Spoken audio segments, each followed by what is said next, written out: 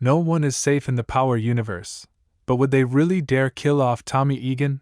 The Power universe has been around long enough for all of us fans to know that no one is safe. Spoiler alert for those living under rocks. But the man at the center of the whole damn thing, Mr. Ghost himself, couldn't even make it out of his own series alive. So, no, you can never say never. But you do have to wonder if there are certain lines the universe would never touch again. Power Book 4, Force Season 3. Episode 1 picked up right after the events of the prior season, and Tommy was very much on the warpath, as he so often is, and it got me wondering what the ultimate endgame for Tommy is meant to be. Chicago was supposed to be Tommy's fresh start. It was supposed to be a new place, free of a painful past, where he could reconnect with family and create his own legacy untethered to ghosts or canon, or to any of the ghosts still haunting New York City. For starters, Tommy has primarily been on his own or partnered with people he's had to trust in a way he didn't have to in his old life. Even when he and Ghost were at absolute odds, they were still brothers at the end of the day. And there was still a level of trust there that could just never be completely broken, no matter what the two of them went through together. Since Liliana's death during Power Book 4, Force Season 1, Tommy hasn't had someone who's fully been all in with him and his mission, sans Maria. But that's a personal bond and not a business one. He and Diamond are partners, but in many ways it feels like something in name only. They both keep things from each other, and they both have agendas that don't concern each other. Not all partners need to be perfectly aligned, but we're 1 hour down in the final season, and Diamond is trying to kill Tommy's nephew behind his back to save himself. Scooping out the scene. Power Book 4, Force Season 2 Episode 9. These two are not willing to die for another or anything of the sort. They just have specific goals that align for right now, and knowing that outside Maria, Tommy is one misstep from truly being alone makes you wonder how he comes out of this whole thing alive. And I say that as someone who would never, ever bet against Tommy Egan. There were countless times throughout Power where it seemed like Tommy was on an island, and there was no way he could escape his comeuppance. But he always found a way. I want to think the same would happen for him this season, but there's just something about literally the whole of Chicago wanting his head on a stick that feels different from even his most desperate New York days. When Ghost died during the final season of Power, it was shocking, but it also felt like the complete end to the story they had been telling from the beginning. And the further away we get from it, the better I understand why it was necessary. Ghost always had 1 foot in and 1 foot out of the business, and he'd created this empire that he couldn't quite figure out how to let go of completely. And it was that indecision mixed with narcissism and sociopathic tendencies that alienated those around him and destroyed everything he touched. His death, at the hands of his own son, was a product of Ghost leading a life in which he thought he was a god amongst men. Grabbing a snack. Power Book 4, Force Season 2 Episode 7. You could say the same for Tommy. Though I'd argue Tommy was always more rooted in reality, and while he was more psychotic, he's always known who he was. Tommy's gonna live and die in the streets, and it's something he came to terms with probably when he was growing up and understood what he was good at and what made him happy. Am I expecting Tommy to die at the end of this?